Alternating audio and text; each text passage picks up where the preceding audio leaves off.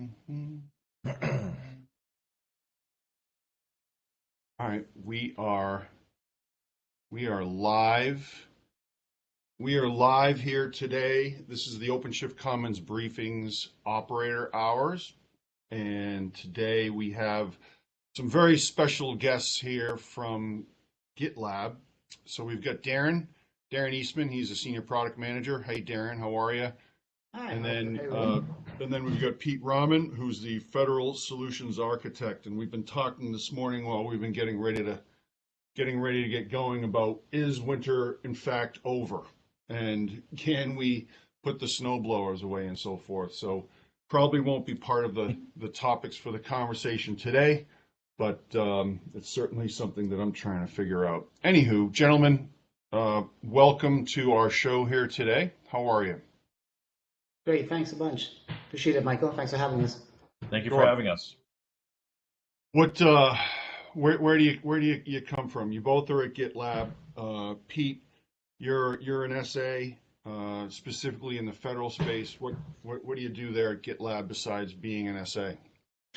Yeah, so I am a part of the channel team. So my focus is on alliances such as Red Hat, and also work with FSIs and other partners as well. So I'm in the federal side, but I'm on the channel team on the federal team.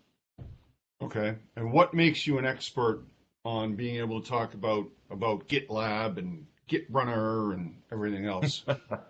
So this is my third year here, so I feel like I've got a little bit of time under my belt, and as well, my focus being on the channel team, working with Red Hat, has been on OpenShift for the past few months, or actually longer than that. My participation has been writing a lot of documentation, doing a lot of Red Hat / OpenShift specific demos that relate GitLab to OpenShift. So that's been, I would say, probably the primary focus of my role within the last year. Okay, great. Darren, how about yourself? What do you focus on there at GitLab? Tell us a little bit something about you. Yeah, thanks so much, Michael. Hi, I'm Darren Eastman. So I joined GitLab in September of 2019, specifically as a product manager for GitLab Runner, which we'll be chatting about today. GitLab Runner is a high level, is the engine that makes GitLab CI work. What makes me an expert? I guess I've been in the trenches here at GitLab for just a year and a half now, and working in all things Runner, which is a very interesting space because we get to touch a number of different technologies, such as OpenShift. I've been working with the Red Hat and the OpenShift team now, I think, very closely on getting the Runner operator going, maybe for the past 6 or 8 months. And so I wouldn't say I'm an expert, but I certainly have heard from a lot of our customers and users in terms of the features and capabilities that they're looking for. And so if that makes me an expert, we'll see. Okay, well, I would imagine that your managers and your managers wouldn't have signed you up to be our victim for the show here today if you folks weren't pretty comfortable with that. So GitLab, we've been working with your team to get your operator built, tested, and certified for OpenShift. That's the GitLab Runner? That's right. That's the first one. So what's the difference between the GitLab Runner and like the GitLab Server, for example? That's a great question. Well, GitLab Server is, of course, the entire platform. It's the whole thing that makes GitLab. It is GitLab, right? GitLab Runner, just a simple way to kind of think about it, that I think about it, is like it's the engine. It's the engine that makes GitLab continuous integration work. So, and continuous integration, or CI, short in the industry, it's kind of what's making this transformation in terms of software development, in terms of velocity work, right? And so the runner is the thing that basically executes your CI jobs on a platform of choice, like in this case, Red Hat OpenShift. So it's the engine that makes CI work. It's a little thing that, basically a little engine that could, if you will. Okay, and customers can use this on-prem, public cloud, hybrid. What are the deployment modes for it? That's a great question. And that's kind of the beauty of GitLab and GitLab Runner. So in terms of GitLab Runner itself, you have a number of different choices. As a GitLab user or customer, I guess kind of just stepping back, you can subscribe to our GitLab SaaS offering. So if your security requirements or compliance requirements allow for it, you can just basically subscribe to GitLab SaaS. You don't actually have to install an on-premise version of GitLab or GitLab Runner. But as you well know, as everyone is probably on the call well knows, there are different security and compliance and setup requirements. So with that, you have the flexibility of being able to install both GitLab and the GitLab Runner on-prem, in the cloud, different platforms of choice, and so on and so forth. Okay, so present company excluded with you and Pete. Tell me what business problems GitLab solves for customers. Meaning, like at a very high level, how do people survive without GitLab? What what does it do? I mean, if someone said to me, "Hey, great, awesome. So you work at Red Hat. What does Red Hat do?" I would say, we made, the first enterprise commercially supportable Linux distribution, which helped our customers migrate off of proprietary Spark Solaris platforms years ago. And then through acquisitions and technology development, we've built OpenStack distributions, which help customers in the telco space. And, these days, Ansible and management and certainly OpenShift as a Kubernetes orchestration platform. What about GitLab? Like what do you do? What problems do you solve, and why are you so terrific for customers? That's a great question. In its simplest terms, I'm going to use something that I saw from one of our CFOs in a chat that he had. In its simplest terms, GitLab helps teams collaborate on software development and project management. In its very simplest terms, right? Basically GitLab is the one platform, the one tooling of choice for doing software development. So it's an enabler of innovation. And if you kind of think back, Michael, to maybe 10, 15, 20 years ago, how we developed software back then is completely different from how we develop software now. And our expectations in terms of users, as well as our executives in terms of how fast we should innovate, how fast we should deliver new features to market has completely changed. And so GitLab is that one software platform that is revolutionizing how you think about developing software. So instead of having multiple point solutions for project management, for software configuration management, for security testing, for CI/CD, you have everything in one platform, in one collaboration tool. So that's basically, we solve the problem of innovating, I think, in the 21st century. That's what we're here to do. Okay. I wanted to remind you that we are live here, obviously, on our bridge, and this is being picked up by Twitch, and it is also being simulcast on Facebook Live and YouTube Live as well. So if people either on Facebook or YouTube have questions for Pete or Darren, please put it into the chat box, and our producers will make sure that those questions get picked up and brought over here, and we can get those addressed. And the same thing for those of you who are on the bridge here. Please drop your questions into chat. Having said that, Pete, we'll turn it over to you. Very good. All right. So I'm going to go ahead and share my screen if that's all right. Know if it's coming through okay. All right. Do you see my screen okay? I can see your screen. How many times a day do you folks hear, "Can you see my screen?" and or "Hey, you're on mute"? Well, back in the day of the telephone, we'd always start with hello. I guess currently with Zoom, we always start with, "Can you see my screen?" So, Yeah. I think that's just the way it is now, right? I'm making T-shirts that basically has a Red Hat logo on it here, and there's going to be two variants. One's going to say, "Can you see my screen?" and then the other one's going to say, "You're on mute." And so I'm making these, and I'm gonna ship these out to our software partners. And I should say before we get going, the reason why GitLab is here today is because, my team works with software companies to test and certify their software for the Red Hat portfolio, whether it's, Linux or OpenStack or OpenShift and Ansible and so forth. because you guys are one of our marquee customers and you guys are so interesting, we wanted to make sure that you had an opportunity to be here, and talk about your technology here on our show. When we get done, if you guys want, I'd like to send you some of these shirts, and you can use them on your Zoom conferences and so forth, and maybe even one for your manager, Pete. There you go. If I hear he's a big T-shirt fan. Anyways, I digress. Michael, I would wear that with pride. So that's a fantastic idea. I like that. So sign me up. So, yes, we can see your screen.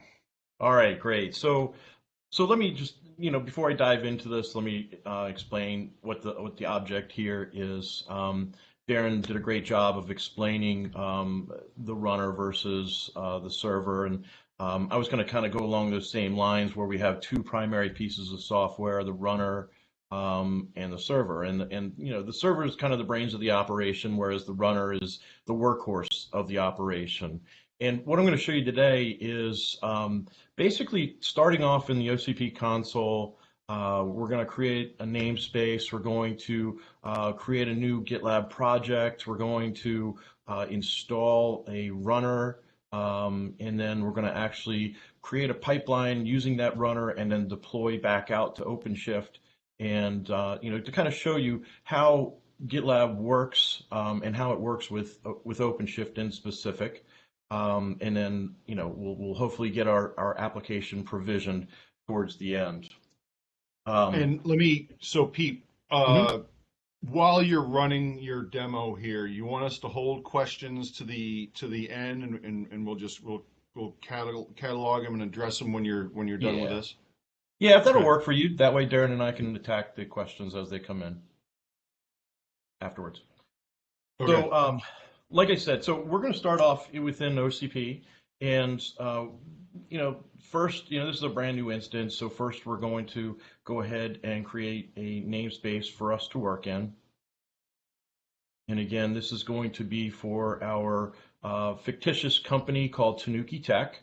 And what we're doing is we're creating an application which is going to be our portal that we're going to use for our fictitious company.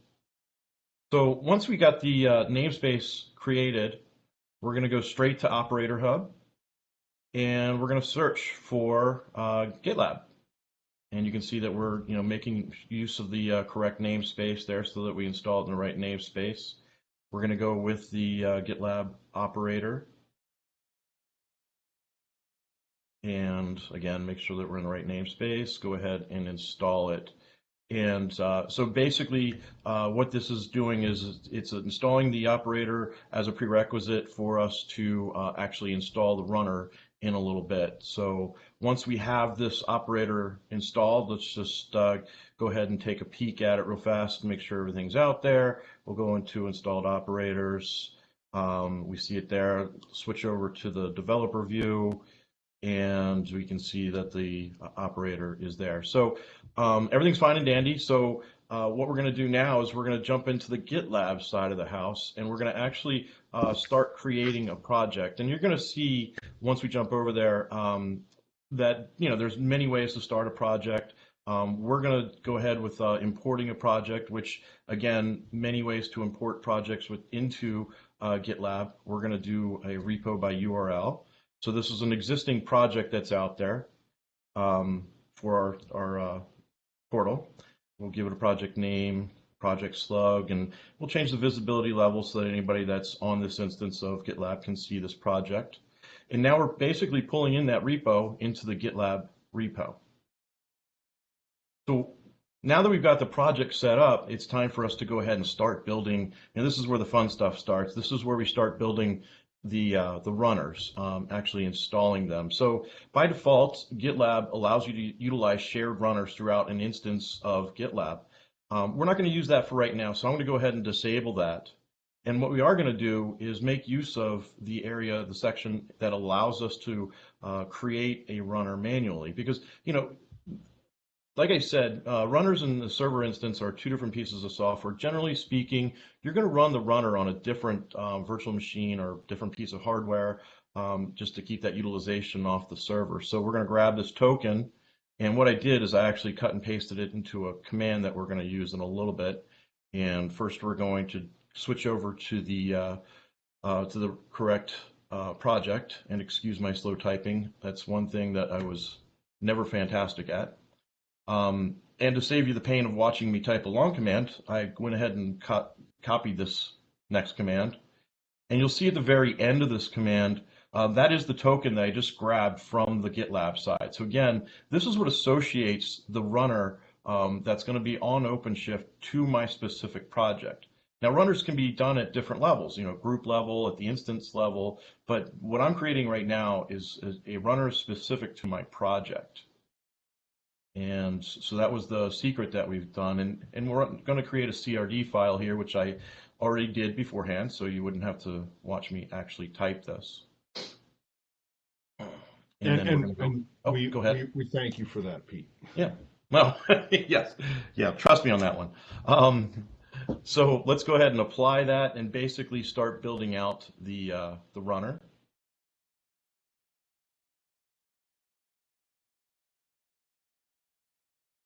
All right. Now, with that said, if I hop over to the OpenShift side, you're going to see that we're spinning up a runner as we speak. So not only is this, it's taking the CRD file that we used, it's building the runner based on that, and it's also registering it with GitLab. So it's basically reaching out to the GitLab instance, basically straight to the product or project, and registering it with that project. So now if I jump over to the developer view real fast, you can see we've got our operator, we've got our runner spun up. So it looks like we're pretty good from the OpenShift side. Let's check the GitLab side as well. And like I said, so we basically registered that runner with GitLab. So now when you go to available specific runners, you can see that there's a brand new runner there. That's the one that I just created. I'm not going to use tags in this demo, so I'm going to check that box. And I also kind of like to track, runners and, make sure that I have my runners assigned to me with my name. So I'm going to change the description out. And let's just go ahead and make sure that the changes have taken for the runner. That looks good. Okay, so at this point, we now have a fully functioning runner, right? That's sitting out on OpenShift, ready to start taking a pipeline. Before I do that, though, I did want to dive into a very important piece of the software, which is our GitLab CI YAML file.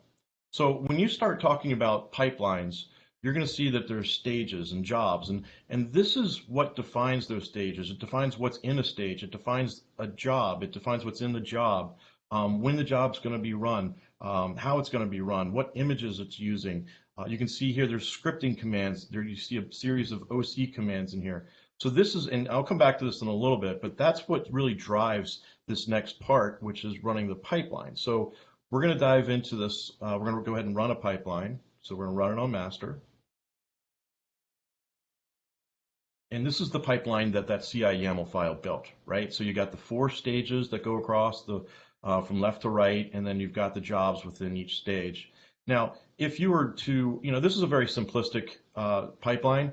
If you were to add things like security scanning, license scanning, you would basically use that CI YAML file that I showed you and build those parts into these stages, right? You might create a new stage called scanning or something like that, where you add these other stages into your pipeline, so that way it's run each time that you run through, therefore giving you that ability to run all the scans that you need to run each time.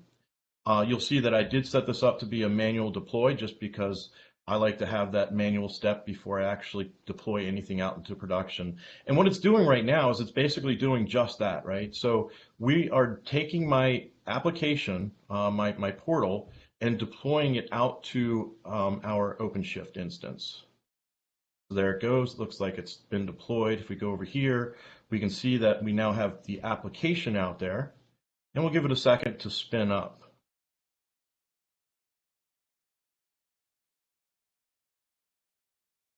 And what's going to happen is basically it's going to bring up our Tanuki Tech portal that we utilize for our fictitious work that we do at our fictitious company. All right, let's go ahead and fire it up. See if it works. So there it is. So we've got our portal. Everything looks fantastic. but there's a problem. Again, I've told you my typing skills aren't great. It looks like I fat fingered something. So let's go through this, and I'm going to show you what GitLab does in terms of being able to handle the entire SDLC process within a single product. So what we do is we use these things called issues, right? So we go into our issue tracker where we have our issue boards, and this allows us to open up issues. An issue is something like, opening up a feature enhancement request or a bug fix or something along those lines. And this is where we manage those. So, maybe a tester is inputting this or somebody from a project team. So we're going to go ahead and open up an issue and related to this problem that we found on the website.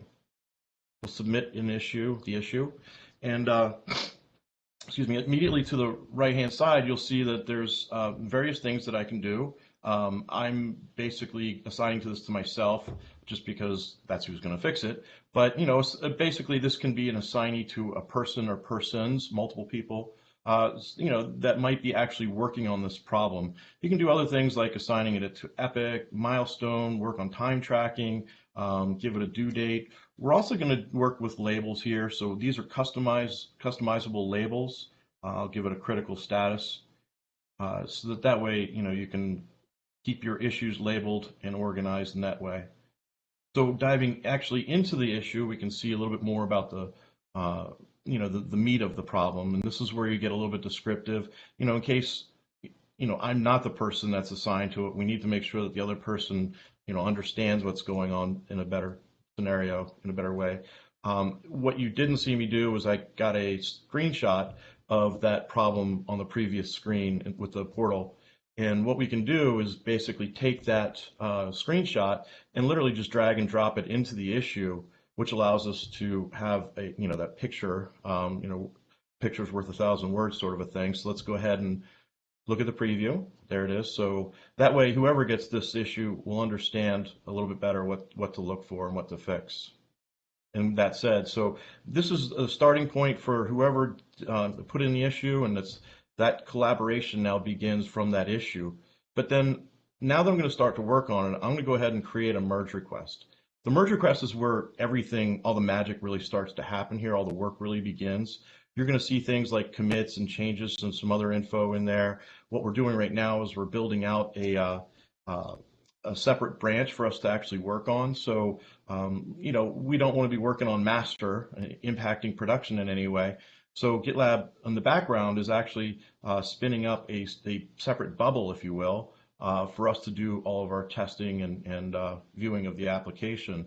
You'll also see there that it closes number 1, which is the first issue here. So we stay directly attached to that first issue through the merge request. So that way there's no orphan issues, right? So once we do this merge, it's going to close out the issue and everything will be done so that person that's working on it can move on to the next job. And like I said, this merge request is going to be a record of all the collaboration that occurs throughout this change. So you can see here that GitLab's automatically kicked off a process in the background to create a new branch. Again, a sandbox so that we can do our work without impacting any production. And it'll also make use of an approval process for us to put the changes into production. But for now that we've got that ready for us to start working, let's start working. Now, obviously, most people might use their own local applications to do the web work or do the programming work. So here we're using GitLab's very capable web IDE, which comes as a part of the product. So basically allows me to do the work, let's say from even an iPad, while I'm on the road. So in case you can't get to your local IDE, which is really nice. Once we make the change, we go to a split screen, and the split screen allows us to, see the before and after, making sure that what we did is the right changes and we didn't do any inadvertent kind of changes on the side. We'll go ahead and give it a commit message, and we're going to go ahead and commit it. So again, GitLab is very good at automating the process and making things quicker. And what you're going to see here, if you look on the very bottom left corner there, you're going to see us kick off a new pipeline. There it goes. We'll jump into that pipeline real fast. And so what's happening here is we're running another pipeline. Again, these pipelines are customizable to do whatever you need to do, whatever scripts you need to do, whatever scans you need to do. This is a very simplistic one, and what we're doing is deploying the application back into its own bubble. So, we're not going to production at this point, but we are taking the changes that we've made and deploying that into our bubble right now for testing. And this is a big advantage, particularly if you're going to have approvers, approving before this application goes live. So going back into the merge request, this is I told you this is where the rubber hits the road, sort of a thing.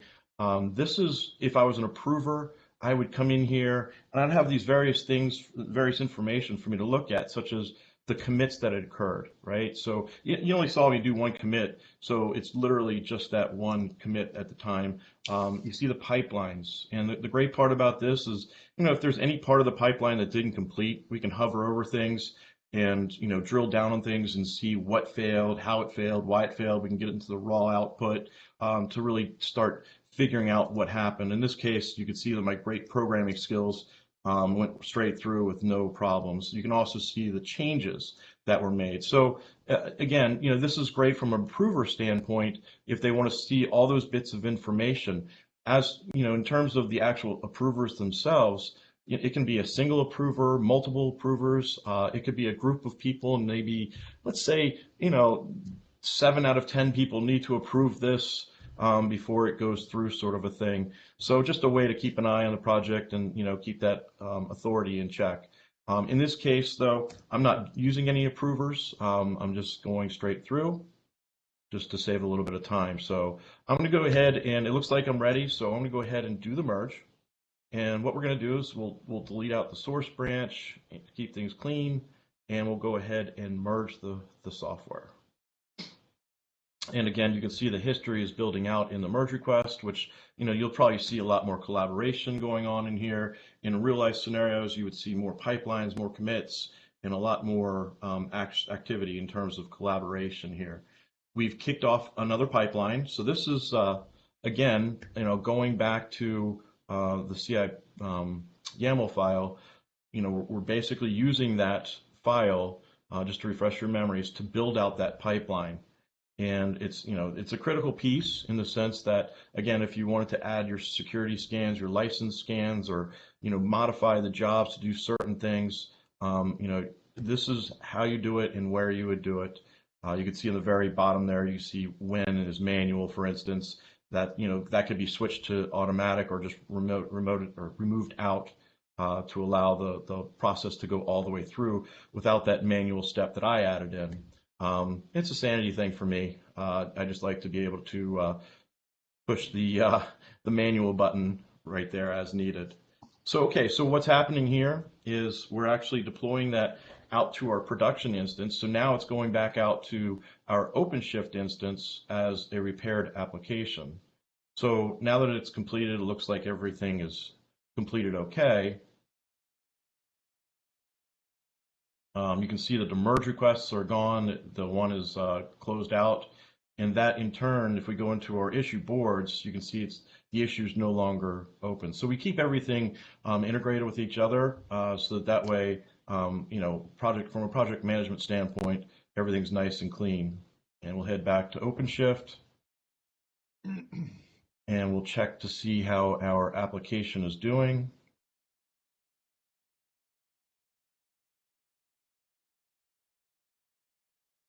How often does your demo fail, Pete? With the demo gods, we do pretty good. I will say that. The unfortunate part is I'm actually running OpenShift on my laptop in a CRC image, and so sometimes my laptop screams for help. But generally speaking, we're pretty good. Yeah, I saw that in the comments when you were in the config files there. It was like Pete's MacBook 16 or something, right? Yeah, I don't have an OpenShift instance available to me at the time. We are building that. But just to recap, kind of, what we did there is, we started off in OpenShift, we created a namespace, then we added the operator in, we popped over to GitLab, we created a new project, and from there, we created the new runner, put that into OpenShift. We then were able to provision our first version of the application out to OpenShift. Once we did that, then that's where we kind of went through the entire software development lifecycle within a single application, where we saw that there was a problem. We opened up an issue. We went immediately into the merge request to work on that problem, where we did all sorts of security scanning, license scanning, and all the tests that we need to run on those things. We went through an approval process. Once that was allowed, then we basically we provisioned that application back out to OpenShift. So I want to stress, from a software development lifecycle standpoint, GitLab is that single pane of glass where we handle all the phases of that lifecycle within a single product. And I guess that's kind of it, Michael. So I have I have a couple burning questions here for you. You're not being paid to be on here today, are you? I am not. Was that an option? No, I mean, it's almost like this was an advertisement for Red Hat OpenShift, and like certainly, like watching your demo, it was like, OpenShift this, OpenShift that, in every, it was just all over the place. So all over the place in a good way or a bad way? Well, in a good way, but I mean, it's like, does GitLab run on other platforms, and if so, what are they? Yeah, absolutely. Yeah, so go ahead. Go ahead, Darren. No, you take the GitLab server piece, and I'll take the runner piece. Go ahead.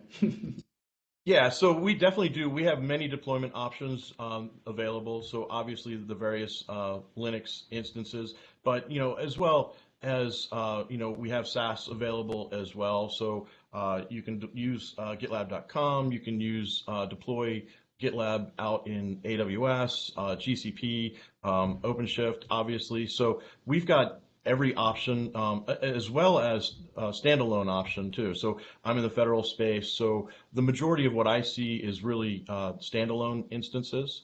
So yeah, so we definitely have that ability. And one of the things that I wanted to point out to you, you were saying earlier that GitLab, we were talking a lot about OpenShift. I kind of want to point that as a very big benefit of GitLab. So as a standalone product, we are, fantastic. We cover the entire life cycle, but in reality, though, we need to be able to integrate with other products and integrate well with other products. So you were saying, hey, Pete, you were talking about OpenShift this, OpenShift that. Well, that was actually by design, because, we do integrate very well with a lot of products. And OpenShift is definitely one. We're very big. Your Red Hat's very big to us. We're a very big partner of you, and we want to make it clear that we integrate well with other products. Okay. Well, thank you for that. So, Darren, there's the GitLab runner, right? Which was you folks certified your operator for use with OpenShift, I think, like what, 2 or 3 weeks ago or something? Yeah, that's about right. Yep. How does that make GitLab better, having that operator? Honestly, it makes GitLab better. I think that's to kind of pick up on what Pete just said, right? GitLab's vision is to develop this platform where, again, you have one platform for your entire software development lifecycle. The reality of the computing industry is we've got multiple types of computing platforms. Red Hat OpenShift on-prem, Red Hat OpenShift in the cloud, right? Different public cloud providers, IBM, mainframes, and so on. And so we have to meet those customers or users where they're at. So the GitLab run on OpenShift basically just enables that on OpenShift. You're asking the question of Pete earlier in terms of other platforms that we support. The runner, for example, you can currently today, you can host a runner that's CI engine for GitLab on an IBM Z mainframe. You can host it on public cloud platforms. So it doesn't really necessarily make it better. We're just making sure that we meet our customers where they're at, because we know our customers and users have different environments that they support as they continue in their evolution, as they continue in their digital transformation. Okay. I'm gonna, we just got our first question from Greg Wire. But before we go to that, I'm gonna just steal the screen here. And I'm gonna now ask the question, can you see my screen? That's brilliant. When can I get my T-shirt? That's my question. Well, so I will, we'll get like 10 or 15 of those made for your team, and we'll ship them over to you. We just need your logo. What I'm going to say though is Greg Wire, you just asked the first question, so we're going to ship you one of these Red Hat GitLab shirts as well. You can either have "Can you see my screen?" or we have the second version, which is going to be "You're on mute." So if we have any more interesting questions that people want to ask, don't be shy. Pop them into chat, and we'll make sure we get you your very own GitLab Red Hat "Can you see my screen?" shirt. I'm going to stop sharing now, and we're going to go back to the question. And by the way, Greg Wire, shoot me an email. It's just wait@redhat.com, WAITE @redhat.com. And hopefully you're in North America. I don't think we're going to be shipping these. These are limited edition 2021 shirts, by the way. We'll do another one for 2022, but send me your mailing address and we'll get a shirt off to you and anyone else. Okay. Greg Wire, will residual files on the runner be cleared between jobs, or do you have to ensure everything is removed in the CI script? I was going to ask the very same question, but I'm glad that he did. Yeah, the answer is yes. So the answer to the question is yes. We also have a feature that we're currently working on in a next release to also do some additional cleanup of the pods on OpenShift, also specifically the runner pods on OpenShift. But at a high level, to Greg's question, the answer is yes. Those residual files will be cleaned up. Okay. Anyway, so we were talking about the runner was certified not that long ago. What about the server, and how does that? So if a customer is running OpenShift in their environment, right, whether it's in public cloud, multi-cloud, on-premise, whatever, they can use the runner operator. What's the relationship between the server and OpenShift? Where is that? Is that all in your data centers, and is that the SaaS component of it, which the runner, like say, phones home to that, or how does that work? Yeah. I guess I can start, and Pete, you can jump in. At a high level, I believe in Pete's demo, Pete, keep me honest here, the GitLab server that Pete was working on was probably the GitLab SaaS version, right? So Pete was on GitLab SaaS, GitLab.com. And what's interesting in Pete's demo, he was then connecting to a runner operator plus runner that he installed on an OpenShift environment. So you can imagine as a user or customer, that could be your own OpenShift environment. So the relationship is always, you have a GitLab server somewhere, if either GitLab SaaS or a GitLab server that you install yourself, and you associate a GitLab server with a runner. So that's the relationship. So today, as you're rightly pointing out, Michael, the runner operator and the runner is available to be installed on OpenShift. GitLab server is going to be coming soon. I believe, Pete, we are targeting maybe 13.11, which is our April release, so that folks that may not be able to use GitLab SaaS can leverage the GitLab server on OpenShift. Yeah, that's correct, and that's something that I've been pushing for very hard, so I'm very excited to see that. But yes, you are right, Darren. So, Michael, in this specific demo, it was a SaaS instance of GitLab out in internet land. And the interesting part is the OpenShift server in this instance is behind a firewall. I installed the GitLab runner on that instance of OpenShift. And the way that the runner works is it actually pulls the GitLab server, right? So it's an outbound communication to the SaaS instance of GitLab to see if there's any jobs awaiting. If there is, it gets the information and runs that job. And then it was able to push that workload over to my OpenShift instance instance. So I guess the answer to your question is, it's very configurable in the way that you want to set up your environment. As long as there's communication paths, in the federal space, sometimes there's hurdles to jump through in terms of communication paths. But it'll work SaaS on-prem, however you want to set it up. Do you see that there's a different set of roles and requirements in the federal space? I mean, this may be a stupid question, but are they more on-premise due to security concerns about where their jobs are running in the federal space, or does everyone just trust the interweb these days? So this is more of it's a preference thing, I guess, kind of, so to speak, where they're keeping it on premise. In order for them to go anywhere SaaS, it needs to be FedRamped in order for them to be allowed to use that service. So I'm not sitting here saying that they do not use online services or SaaS services. I'm just saying from a GitLab standpoint, the majority of the deployments that we see are on-premise in the federal space. Okay, fair enough. Looks like we have another question come in here from, is it Meek 310 or Miko 31? He says, I've had no luck running GitLab server on OCP without root. Goes against the NOID compliance. Will there be a light version that complies? Maybe. And by the way, Miko, make sure you shoot me your contact information, and when we get these shirts made, we'll shoot one off to you. And let me know in your email if you're a large, medium, or small, or whatever.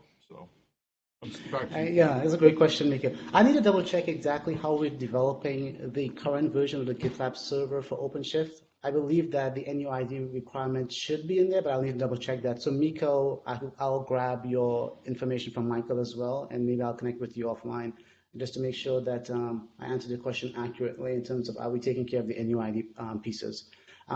If you were interested, Miko, we did take care of it for the runner. So the runner is compliant with all of the NUID stuff, but I'll double check for you on the server side. And if I could, one other thing I'd like to add is at GitLab, we try to be as transparent as possible. And when I say that, I'm referring to our product, for instance. You have the ability to go out to gitlab.com and actually search for this, for the issues in which we're working on these. So you might see feature requests or enhancement requests out there. So my urge to you is, go out there and do a search for any UID and see what the product or status is. I know that we have an epic out there, for instance, that we are working on, which is publicly available, which you can see all the statuses of everything that's going on. So you definitely have all that information available to your fingertips. Hey, Pete, that's a great point. I'm dropping that epic into the chat window if folks are interested in taking a look. Yeah, good idea. Now, what is that you just linked in there? So basically, that is actually the epic where and actually this is a good example of how we use GitLab to collaborate on software. So this epic is the epic that's around GitLab being ready, the GitLab server being available on OpenShift in beta in our 13.11 release. So Michael, you can take a look. It's completely, as Pete was saying, it's completely open and transparent, but in this epic, we describe the scope of the project, and then there are a whole number of related issues and merge requests and so forth. And so this is kind of telling the world what we're actually working on, what features will actually be there in the server version of GitLab for OpenShift, et cetera, et cetera. Gotcha. Yeah, I'm actually just scanning over it right now, very, very briefly. What's the issue of not of requiring root access? Meaning, does this have to be set up by someone with root? It's a deep OpenShift question. There are very specific rules in OpenShift in regards using NUID, and that's kind of the key. It's really a Red Hat OpenShift thing in terms of the sort of the NUID requirements. I mean, not meaning to go like too deep into it, but that's leaving it at a very high level. Okay. We got a couple more questions here. One from Mikey. Are Red Hat actions supported? I'm not sure. What are Red Hat Actions, actually? I'm not sure I'm familiar with Red Hat Actions. Red Hat dash actions. By the way, ladies and gentlemen, So I can answer welcome that. to our show today. This is Stump the Product Manager. My name is Mike Waite from Red Hat. So Mike, I can actually answer that. The Red Hat actions are actually GitHub actions. So I'm not sure where y'all stand with GitHub actions, if there's any compatibility there. Oh, so you're talking about GitHub Actions. Okay, well, no, it's definitely two different products in this case. I mean, GitHub Actions is how GitHub has implemented CI/CD on the GitHub platform. So two different product suites at this point, to be quite honest. I think it's the simplest way to answer that. Two different products from two different companies. Exactly. Right. Yep. But indeed. presumably customers have a mix of just about everything out there. So, I might ask the question then, I don't know, you tell me, but, if there's, and we're talking about large customers, whether it's in the federal space or financial services, presumably there's different groups inside different companies that are using different DevOps platforms. So you probably see some customers, yes or no, that have GitLab, GitHub, and or others, yes? Yeah, absolutely. You're going to find, and stepping back, that's the goal of GitLab, right? Is that if the idea is, and what we're seeing with other companies that have adopted GitLab in total, is that because you now have a single tool chain, you no longer have the need to, say, maintain a Jenkins or maintain something else to do your DevOps or maintain a different tool for project management. But you're right, you'll go into an existing organization today and team A might be on Jenkins, team B might be on GitHub, team C might be on something else. Absolutely right. But if you start thinking about adopting GitLab, then you can actually start thinking about getting all of those tool chains out of your organization, out of your shop, and doing all of your software development in just GitLab. Okay. We had another question come in from YouTube. Wave to YouTubers. Hello. The question is from Preston Davis. Does GitLab run on GovCloud? So Darren, I guess I'll take that one. The answer is yes, we do. And not only that, we somewhat recently announced that GitLab is available in the AWS Marketplace as well. So you'll be able to provision it into GovCloud via the Marketplace. Okay, that's pretty straight, cut and dried. What about this one? Are GitHub actions similar to runners? GitHub Actions is GitHub's implementation of CI/CD. It's similar to runners. I think they actually call their runner a GitHub agent, and I think they're using the same software that Microsoft Azure is using. So they call it an agent, whereas GitHub Actions, I think, is what they're referring to, or the terminology they use to refer to their CI/CD offering. So I think, yeah, but I think the more accurate sort of apples to apples comparison is the GitHub agent and the GitLab runner. Okay, here's a long one. This one's also coming in from YouTube from Sebastian. Can we and I'm going to optimize in quotes, right? Can we optimize our projects build time or runner availability for multiple projects building at the same time by deploying a GitLab runner on OpenShift? I'm going to try to pass this question. So can we optimize our project's build time or availability for multiple projects? I guess, Sebastian, you can keep us honest here, Sebastian on YouTube. Are you basically trying to get to a state where you're only deploying a runner when you need to? If that is the core question, the answer is currently not. As Pete was showing in his demo, you would want to install your runner on OpenShift first, because what's happening is the runner is polling GitLab for an available job. You can certainly optimize your project's build times, and there's certainly different strategies to do that. So I think, generally speaking, yes, I think we can certainly delve into your use case a bit more and kind of tease out exactly kind of what you're trying to solve for in terms of the availability by multiple projects piece of this. Okay, Sebastian, hopefully that answers your question. And by the way, if it doesn't, we're really accessible people. Like, you can send me an email. Again, it's just wait@redhat.com. You want to get in touch with Darren, you want to get in touch with Pete or anybody else. Like we're really easy to work with, and so don't think that this is the last chance to get any questions answered from us. Mikey wanted to know what runners are supported. Just basically in this case, it's just one GitLab runner. At a really high level, you have just the one GitLab runner software itself, and within the GitLab runner software binary, we support either A, multiple target deployment environments, or B, multiple executor types. So in the case of OpenShift, we are leveraging our Kubernetes executor, and of course, we're packaging it up with the operator in terms of the install process and the management process. So it's just one runner, multiple environments. Okay, and I'm gonna continue to read the questions because the other people watching on YouTube and Facebook won't know what the question is. So we've got a couple more here. I'm gonna allow Pete to pronounce this person's name. You can take a stab at that one, and why don't you read that question off? It's probably up your alley. Rapscallion Reeves, I think. Is there a marketplace where I can find pre-made GitLab CI YAML files for common projects, i.e. rebuilding and deploying Node.js apps?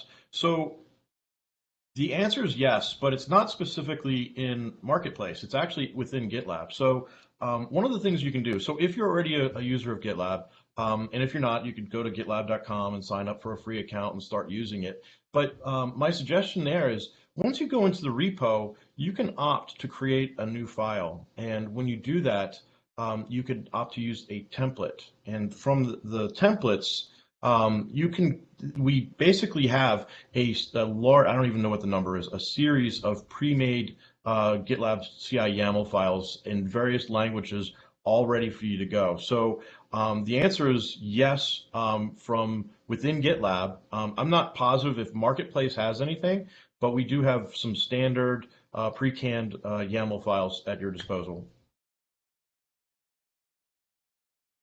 Okay. This one's from Oleg. I think this one's also from YouTube, or maybe it could be from Facebook, I'm not sure. Oleg wants to know, are you using Operator SDK for building GitLab operators? What was the most difficult part of creating an operator? And actually, let me ask another question in advance of that. Is your operator built in Go, or is it more of a Helm chart? So the answer is Go, and the answer is yes, we use the Operator SDK for building it. In terms of what's the most difficult part, I can answer that. I personally, this is Darren, can't answer that question, Oleg, but you can certainly ask that question of the developers that actually did the coding work. And so I will just drop in the chat window the link to that project. Oleg, just feel free to create an issue in there and ask that question. Hey, I'm interested in understanding what was difficult about using the Operator SDK. Can you let me, give me some pointers or what have you, and the developers will actually respond to your question. Okay. We have 4 minutes left, and your Darren, your team provided me a whole bunch of questions just in case we didn't have anything to talk about, so we wouldn't be sitting here, saying, "Great, well, that's really excellent." I'm not even going to get to them, so I'm not going to read these canned questions at all. But I did want to ask you about, what's next in the next major release of coming up for GitLab. And that ties in really well with Preston's question that just came in. For the upcoming GitLab server, will it install operate as a different user than root? And maybe you can kind of, Darren, tie that in with like what's coming in your releases, the major releases for your products. Okay, so in terms of the GitLab server itself, I'm the product manager for GitLab server. So Preston, I want to point you to the link that we posted earlier on that takes you to the epic for the GitLab server on OpenShift. Go ahead and raise that question in the epic in terms of the root requirements or any other folks that are listening on the call, the requirements around NUID, and the product management team and development team working on GitLab server will respond to that. Michael, in terms of the runner, what's coming in our major release, we've got a bunch of things coming in our major release to support .NET 0 for the runner. Specific to OpenShift, we're doing things related to pod cleanup, and then some additional work related to managing of root certificates. Yeah, if folks are interested in things that are happening specific on the server side, yeah, thank you, Preston. That epic there is the place to raise those questions. The product management team will respond to them.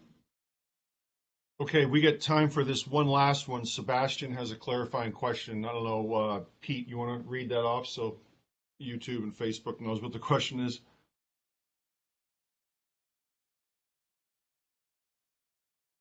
Pete, you're on mute. You need one of our T-shirts. I was going to say that should, yep, there. I was just demonstrating the usefulness of your T-shirts. So Okay. at any rate, my question was referring to something like auto scaling up or down of the GitLab runners to prevent small project builds from waiting for a big project to finish building. And I'm going to pass this to Darren because I think you know the answer to that one. Yeah, and Sebastian, yeah, the thing that we have and the flexibility, as Pete was kind of showing as well, is that you can configure the runners to solve different your sort of like use cases in terms of project sizes and large projects versus small projects. At a high level, yes, auto scaling is definitely there. You also have the additional flexibility of just being able to simply to register different runners for different types of projects. So maybe you have a runner, right, that's going to just handle the large project builds, right, and it will handle auto scaling on your OpenShift cluster. And maybe you have a different runner that's going to handle maybe your Node.js project, and maybe it's in a separate namespace or something like that. So the answer is, at a high level, yes, you have auto scaling capabilities, but you also have the ability to configure the runners in a way that really addresses your use cases in terms of the type of sub-build jobs and how large and how frequent and so on.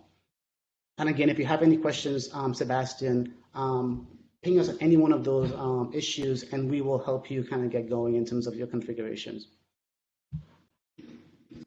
Okay, we are out of time. I'm gonna grab the screen share here. And if anyone has more questions, send them to wait@redhat.com.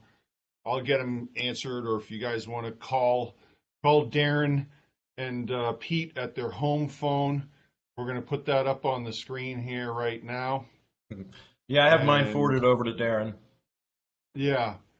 So this was the call to action slide that your marketing folks sent over to me. I don't know if I go page view, whatever. Anyways, people can be a part of their pipeline on OpenShift event that's coming up on April 29th. Thanks everyone for joining today. And Pete and Darren, thanks so much for coming here and being our victims. It was really nice to have you on. Thanks for having us. Yeah, thanks for having us. And I'll catch up with you guys if you guys want some shirts for the GitLab folks. Just let me know and we can shoot some over to you. We haven't made them yet. We've been kind of like stalling on actually making them. We just haven't got around to it. But I really think that they can be very useful. Well, hey, as you just saw, yep, definitely. Okay, well, we're done with this version of the OpenShift Commons briefing operator hours. Thanks everyone for coming, and we'll see you next Wednesday. Thank you all.